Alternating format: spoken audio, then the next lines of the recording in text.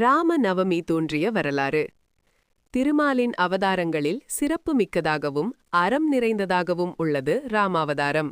இறைவன் தனது தெய்வீக சக்திகளை துறந்து சாதாரண மனிதனாக பெற்றோருக்கு மகனாக வாழ்ந்து காட்டிய அவதாரம் இது. அயோத்தி தேசத்தை தசரதன் என்ற மன்னன் ஆட்சி செய்து வந்தார். திசைகளை எண் திசைகளாக பிரிப்பார்கள்.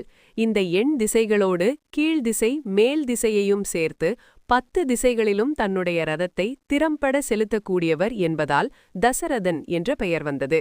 அவருக்கு கோசலை, சுமித்ரை, கைகேயி என்று 3 மனைவியர். இருப்பினும் தனக்கு அடுத்த நாட்டையாள பிள்ளை இல்லாததால் தசரதர் பெரும் கவலை கொண்டார். குழந்தை பேறு கிடைக்க வேண்டி ரிஷ்யசிங்கர் என்ற முனிவரை அழைத்து வந்து புத்திர காமேஷ்டி யாகம் நடத்தும்படி பணித்தார். அதன்படியே ரிஷ்யசிங்கரும் யாகம் செய்தார்.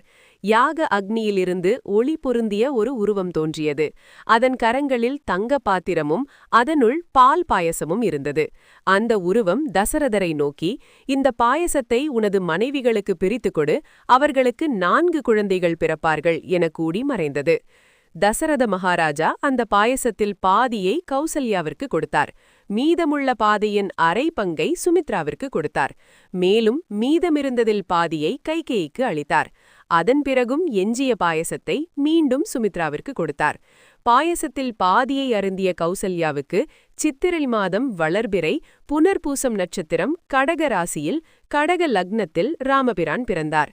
கைகேயிக்கு பூச நட்சத்திரம் கடகராசி மீன லக்னத்தில் பரதன் பிறந்தான். 2 முறை பாயசம் அருந்திய சுமித்ராவுக்கு ஆயில்யம் நட்சத்திரம் கடகராசி கடக லக்னத்தில் லக்ஷ்மணனும் சத்ருக்னனும் பிறந்தனர். ராமர் பிறந்த தினத்தையே நாம் ராமநவமி என்று கொண்டாடுகிறோம். இந்த நாளில் ராமாயணம் வாசித்தல், பஜனைகள் செய்தல் மற்றும் ராமரின் திருக்கல்யாண உற்சவம் கொண்டாடுவது வழக்கம். பக்தர்கள் அன்றைய தினம் விரதமிருந்து பானகம் மற்றும் நீர்மோர் படைத்து ராமரை வழிபடுவர். இந்த தகவல் உங்களுக்கு பயனுள்ளதாக இருக்கும் என்று நினைக்கின்றேன். இந்த வீடியோ பிடித்திருந்தால் லைக் பண்ணுங்க, ஷேர் பண்ணுங்க, சப்ஸ்கிரைப் பண்ணுங்க. நன்றி, வணக்கம்.